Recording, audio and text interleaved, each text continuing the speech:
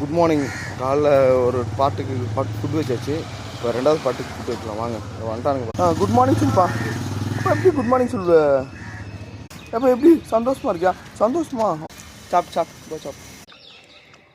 வைகுண்ட ஏகாதசிக்கு மனிதர்களுக்கு தான் உணவு அளிக்கணும் ஒன்றும் இல்லை. ஏதோ ஒரு ஜீவனுக்கு நீங்கள் உணவு அளித்தாவே அதுவே பெருமாளுக்கு போய் சேர்ற மாதிரி.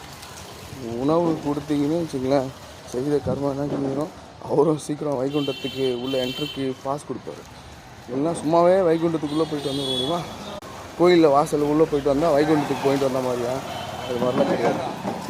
வைகுண்டத்துக்குள்ளே போனால் அதுக்கும் குவாலிஃபிகேஷன் இருக்கணும், தர்மம் பண்ணியிருக்கணும், நியாயமாக இருக்கணும், 1008 சோதனை இருக்கணும். கோயிலுக்குள்ளே போய் அந்த சொர்க்க வாசல் உள்ளே போய் காலை மீச்சிட்டு வந்தால் சொர்க்கத்துக்கு போயிட்ட மாதிரியா? அதெல்லாம் கிடையாது.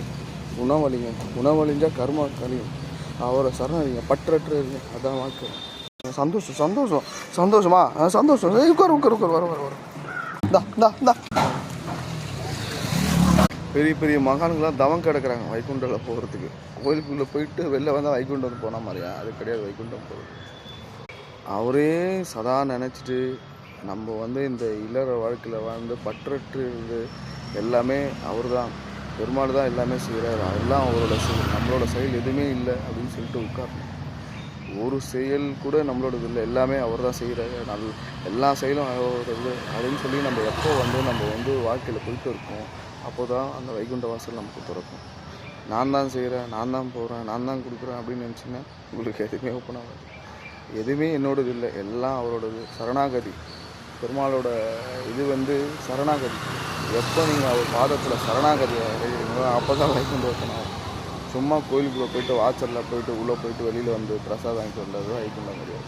சரணாகதி, பூர்ண சரணாகதி. எப்போ நீங்கள் வைகுண்ட பெருமாளோட அனுகிரகம் போயிட்டு சரணாகதி அடைகிறீங்க, பற்றற்ற நிலையாக இருக்கீங்க, அப்போ தான் உங்களுக்கு வைகுண்டம் ஓப்பன் ஆகும்.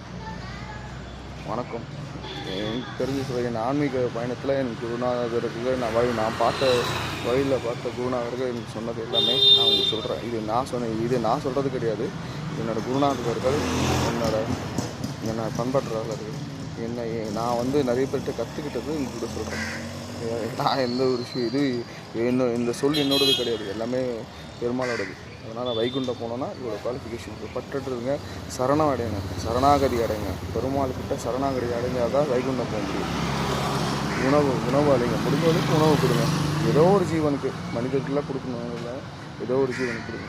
சந்தோஷம். சாப்பிட்டியா? சரி போ.